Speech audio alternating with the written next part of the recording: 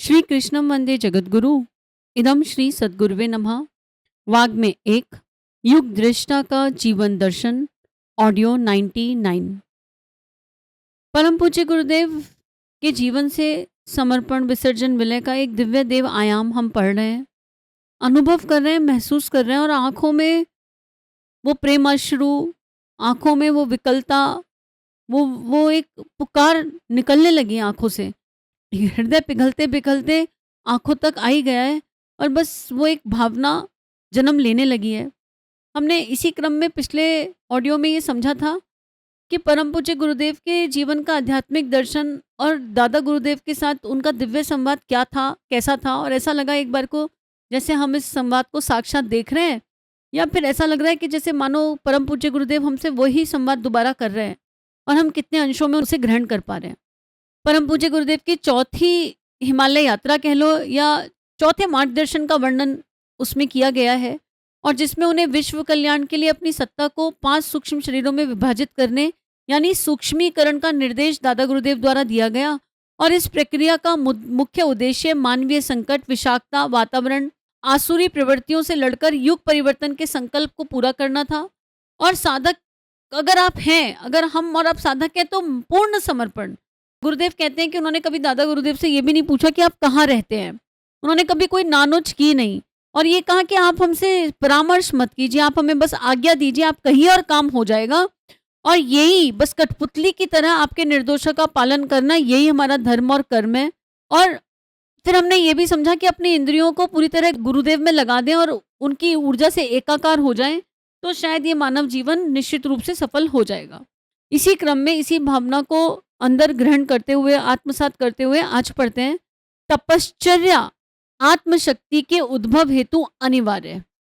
अरविंद ने विलायत से लौटते ही अंग्रेजों को भगाने के लिए जो उपाय संभव थे वे सभी किए, पर बात बनती न दिखाई पड़ी।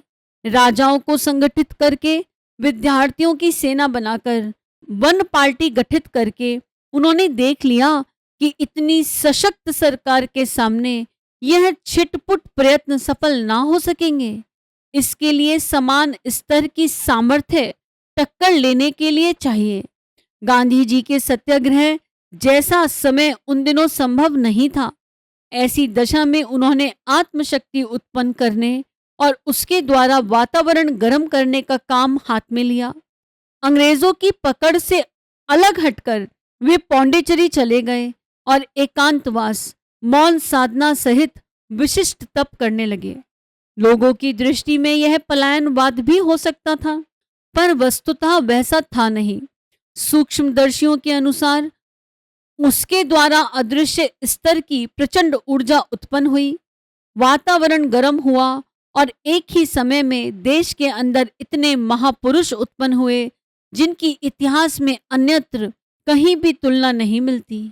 राजनैतिक नेता कहीं भी उत्पन्न हो सकते हैं और कोई भी हो सकते हैं, किंतु महापुरुष हर दृष्टि से उच्च स्तरीय होते हैं, जिनका व्यक्तित्व कहीं अधिक ऊंचा होता है। इसलिए जनमानस को उल्लसित, आंदोलित करने की क्षमता भी उन्हीं में होती है। 2000 वर्ष की गुलामी में बहुत कुछ गवा बैठने वाले देश को ऐसे ही कर्णधारों की आवश्यकता थी, आवश्यकता है। वे एक नहीं, अनेकों एक ही समय में उत्पन्न हुए, प्रचंड ग्रीष्म में उठते चक्रवातों की तरह।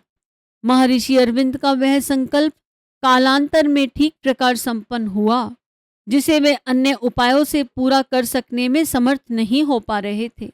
अध्यात्म विज्ञान के इतिहास में उच्च स्तरीय उपलब्धियों के लिए तप साधना एकमात्र विधान उपचार है। यह सुविधा भरी विलासी रीति नीति अपनाकर संपादित नहीं की जा सकती। एकाग्रता और एकात्मता संपादित करने के लिए बहुमुखी बाह्यचारों में, प्रचार प्रयोजनों में भी निरत नहीं रहा जा सकता। उसमें शक्तियां बिखरती हैं, फलतः केंद्रीकरण का वह प्रयोजन पूरा नहीं होता जो सूर्य किरणों को अतिशी शीशे पर केंद्रित करने की तरह अग्नि उत्पादन जैसी प्रचंडता उत्पन्न कर सके। 18 पुराण लिखते समय भगवान व्यास उत्तराखंड की गुफाओं में वसुंधरा शिखर के पास चले गए। साथ में लेखन कार्य की सहायता करने के लिए गणेश जी इस शर्त पर रहे कि एक शब्द भी बोले बिना सर्वथा मौन रहेंगे। इतना महत्वपूर्ण कार्य इससे कम में संभव नहीं हो सकता था। भारतीय स्वाधीनता संग्राम के दिनों में महर्षि रमन का मौन तब चलता रहा। इसके अतिरिक्त भी हिमालय में अनेक उच्च स्तरीय आत्माओं की विशिष्ट तपश्चर्याएं इसी निमित्त चली। राजनेताओं द्वारा संचालित आंदोलनों को सफल बनाने में इस अदृश्य सूत्र संचालन का कितना बड़ा योगदान रहा, इसका स्थूल दृष्टि से अनुमान न लग सकेगा, किंतु सूक्ष्मदर्शी तथ्यान्वेषी उन रहस्यों पर पूरी तरह विश्वास करते हैं। जितना बड़ा कार्य उतना बड़ा उपाय उपचार के सिद्धांत को ध्यान में रखते हुए इस बार की विशिष्ट तपश्चर्या वातावरण के प्रवाह को बदलने सुधारने के लिए की गई है।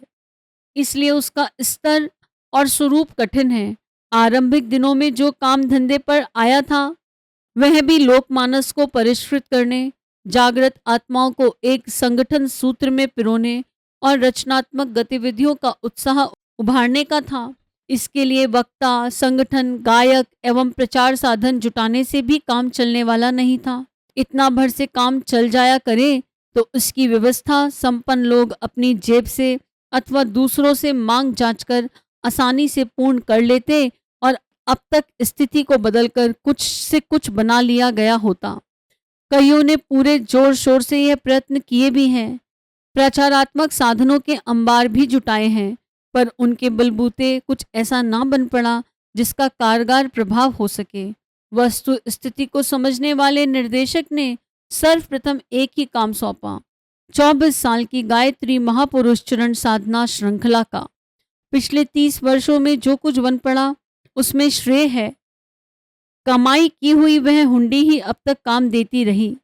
अपना व्यक्ति विशेष का, समाज का, संस्कृति का यदि कुछ भला अपने द्वारा बन पड़ा तो इन 24 वर्षों के संचित भंडार को खर्च किए जाने की बात ही समझी जा सकती है।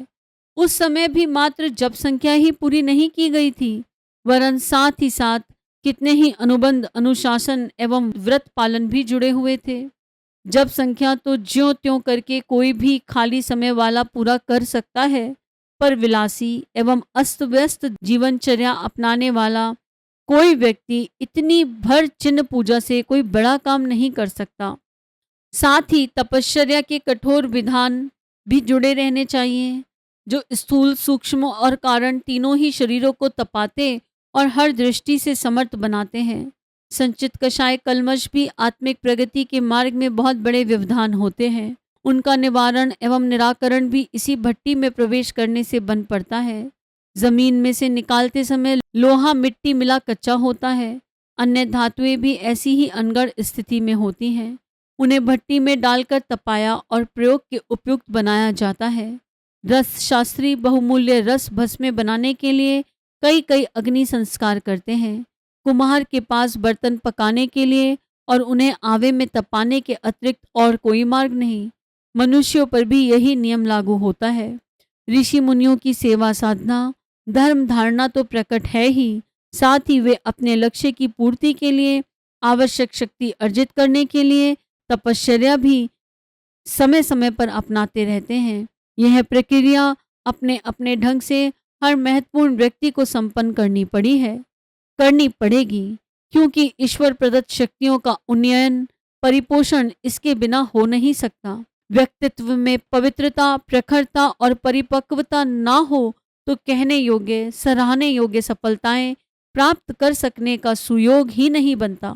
कुचक्र, छद्म और आतंक के बलबूते उपार्जित की गई सफलताएं जादू के तमाशे में हथेली पर सरसों जमाने जैसे चमत्कार दिखाकर तिरोहित हो जाती हैं।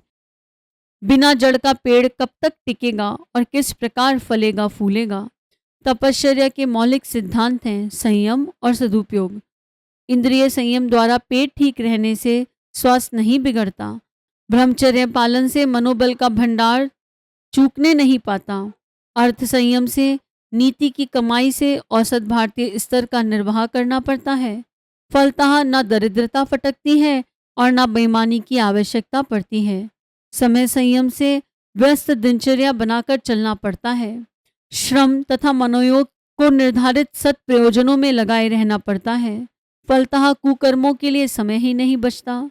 जो बन पड़ता है श्रेष्ठ और सार्थक ही होता है। विचार संयम से एकात्मता सधती है। आस्तिकता, आध्यात्मिकता और धार्मिकता का दृष्टिकोण विकसित होता है। भक्ति योग, ज्ञान योग, कर्म योग की साधना सहज सधती है। संयम का अर्थ है बचत। चारों प्रकार का संयम बरतने पर मनुष्य के पास इतनी अधिक सामर्थ्य बची रहती है जिसे परिवार निर्वाह के अतिरिक्त महान प्रयोजनों में प्रचुर मात्रा में भली प्रकार लगाया जाता रहे। संयमशीलों को वासना, तृष्णा और अहमता की खाई पाटने में मरना खपना नहीं पड़ता। इसलिए सद उद्देश्यों की दिशा में कदम बढ़ाने की आवश्यकता पड़ने पर व्यस्तता, अभावग्रस्तता, चिंता, समस्या आदि के बहाने नहीं गढ़ने पड़ते। स्वार्थ परमार्थ साथ साथ सधते रहते हैं और हंसती हंसाती हल्की फुल्की जिंदगी जीने का अवसर मिल जाता है। इसी मार्ग पर अब से 60 वर्ष पूर्व मार्गदर्शक ने चलना सिखाया था। वह क्रम अनवरत रूप से चलता रहा जब तक वातावरण में बैटरी चार्ज करने के लिए बुलाया जाता रहा। विगत 30 वर्षों में एक एक वर्ष के लिए एकांतवास और विशेष साधना उपक्रम के लिए जाना पड़ा है।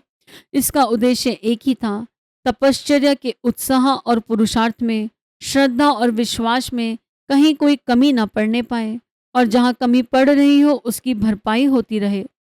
भागीरथी शिला गंगोत्री में की गई साधना से धरती पर ज्ञान की गंगा, प्रज्ञा अभियान की अवतरण की क्षमता एवं दिशा मिली।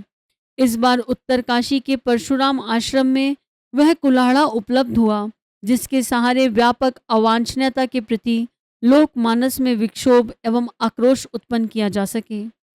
पौराणिक परशुराम ने धरती पर से अनेक आताताइयों के अनेक बार सिर काटे थे। अपना सिर काटना ब्रेन वॉशिंग है। विचार क्रांति एवं प्रज्ञा अभियान में सृजनात्मक ही नहीं सुधारात्मक प्रयोजन भी सम्मिलित है। यह दोनों ही उद्देश्य जिस प्रकार जितने व्यापक क्षेत्र में जितनी सफलता के साथ संपन्न होते रहे हैं, उनमें न शक्ति कौशल है, न साधनों का चमत्कार, न परिस्थितियों का संयोग। यह मात्र तपश्चर्या की सामर्थ्य से ही संपन्न हो सका है।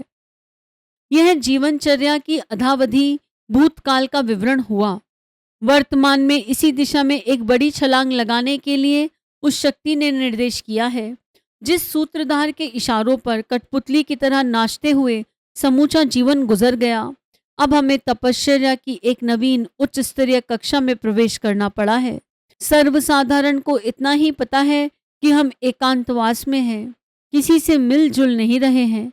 यह जानकारी सर्वथा अधूरी है क्योंकि जिस व्यक्ति के रोम रोम में कर्मठता, पुरुषार्थ परायणता, नियमितता, व्यवस्था भरी पड़ी हो, वह इस प्रकार का निरर्थक और निष्क्रिय जीवन जी ही नहीं सकता जैसा कि समझा जा रहा है। एकांतवास में हमें पहले की अपेक्षा अधिक श्रम करना पड़ रहा है, अधिक व्यस्त रहना पड़ा है तथा लोगों से ना मिलने की विधा अपनाने पर भी इतनों से ऐसों से संपर्क सूत्र जोड़ना पड़ा है जिनके साथ बैठने में ढेरों का ढेरों समय चला जाता है पर मन नहीं भरता। फिर एकांत कहाँ हुआ? ना मिलने की बात कहाँ बन पड़ी? मात्र कार्यशैली में ही राय रत्ती परिवर्तन हुआ। मिलने जुलने वालों का एक वर्ग एक विषय भर बदला। ऐसी दशा में अकर्मण्य और पलायनवाद का दोष ऊपर कहाँ लदा? तपस्वी सदा ऐसी रीति नीति अपनाते हैं। वे निष्क्रिय दिखते भर हैं, वस्तुतः अधिक व्यस्त रहते हैं। लट्टू जब पूरे वेग से घूमता है तब स्थिर खड़ा भर दिखता है। उसके घूमने का पता तो तब चलता है जब चाल धीमी पड़ती है और बैलेंस लड़खड़ाने पर आधा गिरने लगता है। आइंस्टीन जिन दिनों अत्यधिक महत्वपूर्ण अणु अनुसंधान में लगे थे, उन दिनों उनकी जीवनचर्या में विशेष प्रकार का परिवर्तन किया गया था। वे भव्य भवन में एकाकी रहते थे। सभी साधन सुविधाएं उसमें उपलब्ध थीं। साहित्य, प्रयोग, उपकरण एवं सेवक सहायक भी वे सभी दूर रखे जाते थे ताकि एकांत में एकाग्रता पूर्वक बन पड़ने वाले चिंतन में कोई व्यवधान उत्पन्न न हो। वे जब तक चाहते नितांत एकांत में सर्वथा एकाकी रहते। कोई उनके कार्य में तनिक भी विक्षेप नहीं कर सकता था। जब वे चाहते घंटी बजाकर नौकर बुलाते और सभी वस्तु या व्यक्ति प्राप्त कर लेते। मिलने वाले मात्र कार्ड जमा कर जाते और जब कभी उन्हें बुलाया जाता तब की महीनों प्रतीक्षा करते। घनिष्ठता बताकर कोई भी उनके कार्य में विक्षेप नहीं कर सकता था। इतना प्रबंध बन पड़ने पर ही उनके लिए यह संभव हुआ कि वे संसार की आश्चर्यजनक कर देने वाली मनुष्य जाति को महान अनुदान देने वाली उपलब्धियां प्रस्तुत कर सकें। यदि यार बाशों में घिरे रहते, उथले कार्यों में रस लेकर समय गुजारते, तो अन्यान्यों की तरह वे भी बहुमूल्य जीवन का कोई कहने लायक लाभ ना उठा पाते। प्राचीन काल के ऋषि तपस्वियों की जीवनचर्या ठीक इसी प्रकार की थी। उनके सामने आत्मविज्ञान से संबंधित अगणित अनुसंधान कार्य थे। उनमें तन्मयता पूर्वक अपना कार्य कर सकने के लिए वे कोलाहल रहित स्थान निर्धारित करते थे और पूरी तन्मयता के साथ निर्धारित प्रयोजनों में लगे रहते थे। अपने सामने भी प्राय इसी स्तर के नए कार्य करने के लिए रख दिए गए। वे बहुत वजनदार हैं, साथ ही बहुत महत्वपूर्ण भी। इनमें से एक है विश्वव्यापी सर्वनाशी विभीषिकाओं को निरस्त कर सकने योग्य आत्मशक्ति उत्पन्न करना। दूसरा है सृजन शिल्पियों को जिस प्रेरणा और क्षमता के बिना कुछ करते धरते नहीं बन पड़ रहा, उसकी पूर्ति करना। तीसरा है नवयुग के लिए जिन सत्प्रवृत्तियों का सूत्र संचालन होना है, उनका ताना बाना बुनना और ढांचा खड़ा करना। ये तीनों ही कार्य ऐसे हैं जो अकेले स्थूल शरीर से नहीं बन सकते। उसकी सीमा और सामर्थ्य अति न्यून है। इंद्रिय सामर्थ्य थोड़े दायरे में काम कर सकती है और सीमित वजन उठा सकती है। हांड मास के पिंड में बोलने, सोचने, चलने, करने, कमाने, पचाने की बहुत थोड़ी सामर्थ्य है। उतने भर से सीमित काम हो सकता है। सीमित कार्य से शरीर यात्रा चल सकती है और समीपवर्ती संबंध लोगों का यत्किंचित भला हो सकता है। अधिक व्यापक और अधिक बड़े कामों के लिए सूक्ष्म और कारण शरीरों के विकसित किए जाने की आवश्यकता पड़ती है। तीनों जब समान रूप में सामर्थ्यवान और गतिशील होते हैं, तब कहीं इतने बड़े काम बन सकते हैं जिनके करने की इन दिनों आवश्यकता पड़ गई है। रामकृष्ण परमहंस के सामने यही स्थिति आई थी। उन्हें व्यापक काम करने के लिए बुलाया गया।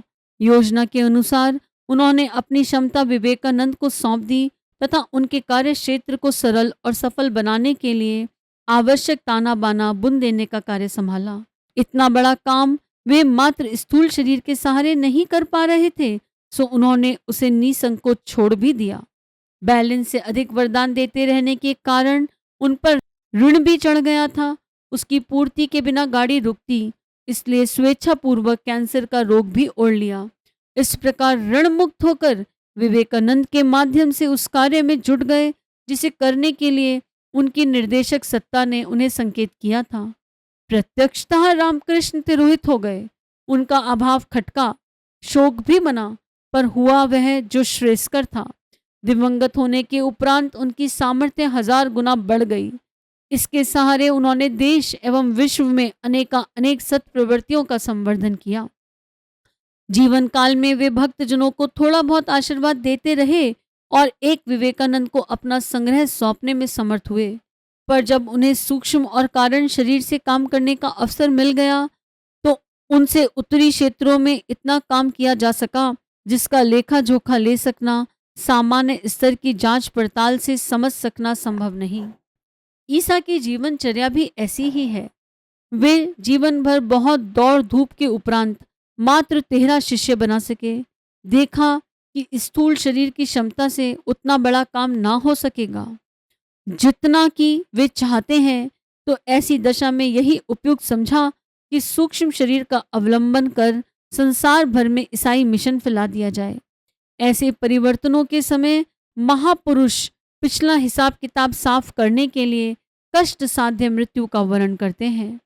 ईसा का क्रूस पर चढ़ना, सुकरात का विष पीना, कृष्ण को तीर लगना, पांडवों का हिमालय में गलना, गांधी का गोली खाना, आदि शंकराचार्य को भंगदर होना, यह बताता है कि अगले महाप्रयोजन के लिए जिन्हें स्थूल से सूक्ष्म में प्रवेश करना होता है, वे उपलब्ध शरीर का इस प्रकार अंत करते हैं जिसे बलिदान स्तर का, प्रेरणा प्रदान करने वाला और अपने चलते समय का पवित्रता, प्रखरता प्रदान करने वाला कहा जा सके। हमारे साथ भी यही हुआ है व आगे होना है। परम पूज्य गुरुदेव के जीवन के हर पहलू से, हर आयाम से कुछ ऐसा प्रकट होता है जो सोचने पर मजबूर कर देता है। जो सत्य क्या है, इस प्रश्न की तरफ ले जाता है। क्या हम जो जी रहे हैं वही सत्य है? नहीं, वो सत्य नहीं है। इसका मतलब सत्य बहुत बड़ा है। परम पूज्य गुरुदेव ने तत्व दृष्टि से बंधन मुक्ति पुस्तक में बहुत खूबसूरत इसका विवेचन दिया है, बहुत खूबसूरत, उसको पढ़कर देखिएगा। लेकिन इससे हमने क्या उठाया? हम लोग परम पूज्य गुरुदेव वंदे माँ के सानिध्य में चल रहे हैं और हमसे ऐसी कोई तपश्चर्या की आशा अपेक्षा की ही नहीं जा रही है। हमें बहुत सरल काम पकड़ाए जा रहे हैं और सबसे सरल काम फिलहाल ये समझ में आता है कि हे प्रभु, हम समर्पित खड़े हैं, शेष जीवन है सारा तुम्हारा। अपने देह पर, मन, भाव, विचार, कर्म पर अपने होने के अधिकार को त्यागने का अभ्यास प्रयास। और आज के अध्याय में विशेषतः इंद्रिय संयम पर ध्यान केंद्रित कराया गया। बहुत बड़े बड़े नियम ना भी लें, पर छोटे छोटे नियम और वो संकल्प पूरे हो, उसका अभ्यास प्रयास करें, पर ना होने की हीनता में ना जाएं। विश्वास करें कि अगर संकल्प प्रेम से जन्मा है तो प्रेम रूपी संकल्प अपने आप पूर्णता की ओर चला जाता है। बहुत गहन चिंतन की आवश्यकता है। परम पूज्य गुरुदेव से, युग ऋषि से, युग दृष्टा से प्रार्थना है, उनके सारे वीरभद्रों से प्रार्थना है कि बस आप देख लीजिए, आप हमारे आसपास हैं, हम समझ गए, अनुभव कर लिया, जान लिया। अब आप ये समर्पित, ये ढेर ढीली छूट चुकी हैं सब, जो इसे सुन रहे हैं वो सब ढीले छूट गए। अब आप देख लीजिए, जो करना कराना है, जो महाकाल की योजना के लिए ज़रूरी है, आवश्यक है, वो देह रूपी यंत्रों से कर लीजिए। और ये बात आज के लिए नहीं है, बस है, जब तक हम हैं तब तक के लिए बात है। इदम श्री सद्गुरुवे नमः। सभी अपना ध्यान रखिए। 21वीं सदी उज्जवल भविष्य। भारत माता की जय। वंदे मातरम। सभी को प्रणाम। वाग्मे अर्थात शब्द, विचार, भावनाओं का दिव्य देव संग्रह परम पूज्य गुरुदेव युग दृष्टा की इस धरोहर को ऑडियो रूप में सुनने के लिए चैनल को सब्सक्राइब करें, वीडियो को लाइक करें, नोटिफिकेशन ऑन करें, गुरुवाणी जन जन तक पहुंचाएं। जय महाकाल। हृदय से आभार।